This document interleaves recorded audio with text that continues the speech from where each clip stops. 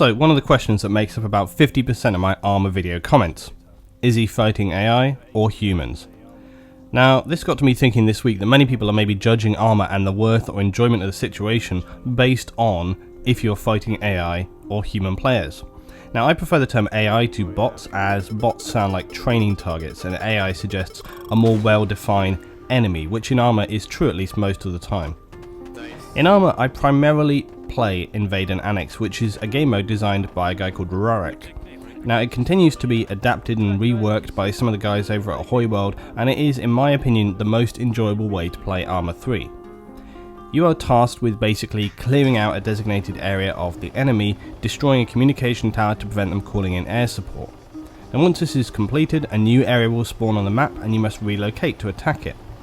Each area presents its own challenges, as the enemy will move around constantly and the geography will dictate how effective you can be in different situations, not to mention things like enemy jets strafing and harassing your transport as you're coming in.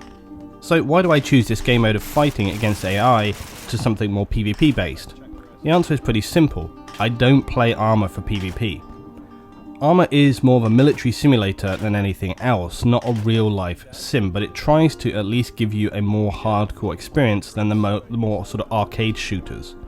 Now, I enjoy this because I enjoy a more considered pace of action, planning, preparation, communication, and then finally engagement.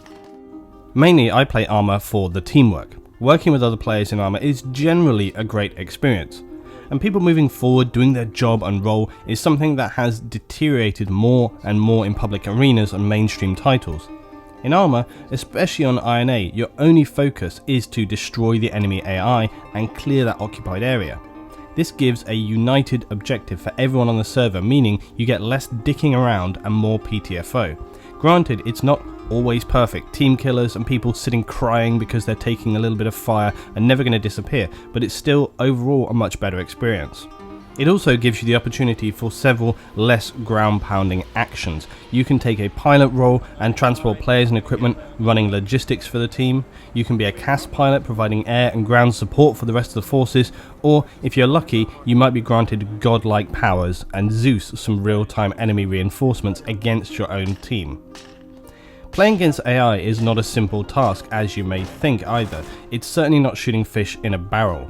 The AI on Arma continue to improve through updates, and yes, sometimes they are as stupid as a brain-dead goldfish, but other times it's very surprising how adaptive they can be.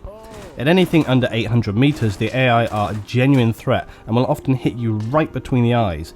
In fact, when I play, I regularly see people on the server saying things like, "Zeus, stop killing me!"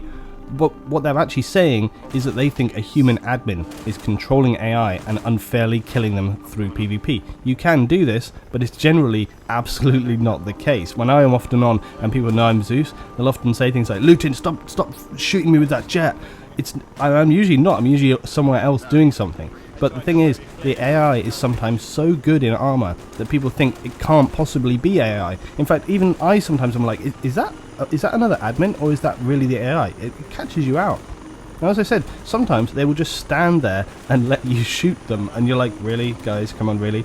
But I've had times where the AI not only engages you effectively, but will also actually flank and then hunt you. It's crazy.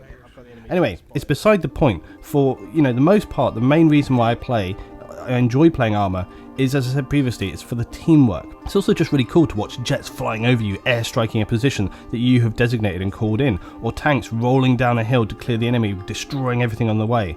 The big rush of players to get picked up after you've cleared an AO, and you as a pilot landing down amongst them and then flying them out to the next site or back to the base for the rearm. Arma for me is a way to get that tight, specific team play that is just non-existent in many other games now. Combined with the great feeling of being able to transport from, being 1,000 meters up in the sky to right down amongst buildings on the ground. I love that sort of ability to change from the scale of being one place to another, and also just looking as far as you want to in the distance and thinking, if I want to, I can get all the way over there. It's not perfect for sure, and trying to get decent frames on a giant 270km square play area, it's not that surprising. But honestly, a lot of the time it doesn't even matter. Your engagements tend to be planned and assessed and not Twitch based. So one of the other great things about Arma though is that everything's also unlocked right out of the gate. There's no ranking or unlocking of items, it's all right there for you, allowing you to build any class setup you want from day one. And then there's the mods. Arma provides such a wide range of community content, it can be daunting to know where to start. And again, you might have to sift through some crap, but there are some unmissable elements there like JSRS the sound mod, Blast Core for epic explosions, and team play elements like the VTS weapon resting giving you some bipod support, and ST HUD for squad work. Arma for me is about a huge team of over 50 players, all working together through air support, heavy weapons and infantry fighting with cooperation and teamwork. It's about helping people out and taking down dangerous enemy who, if you attack unprepared, will take you out before you even see them. It's not the usual, and that's why I play it.